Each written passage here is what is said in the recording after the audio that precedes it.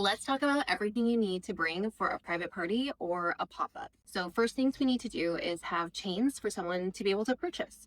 So having your displays that are easily accessible where you can see all of the options that you have to have your clients make educated, easy decisions is going to be step number one. Number two is you're going to want to bring those chains with you. So we have example chains out here. However you decide to store them, make it easy and portable to be able to take with you on the go. Make sure to bring all of your tools. So your pliers, grounded pliers, your welding cloth, your fiberglass pen, your owl, anything like that, and a way to store them. All of these things are super important to check off to make sure that you don't leave anything behind. Number four is going to be your jump rings. Make sure to bring a variety of sizes that are going to fit all of your chains, as well as extras and honestly a lot more than you think you need, just in case you blow through any or you have a dull tungsten and you're not paying as much attention because you have a really long line going. Your waiver is also going to be something that is very important. Using a QR code to have a digital waiver is one of the most important things. If you're doing handwritten waivers, it's going to be really hard to get people's information because handwriting and alcohol don't mix very well together. So having this in a digital form works really, really well. You're going to want to bring, of course, your welder, and your welder is going to need to have all of your additional pieces to it.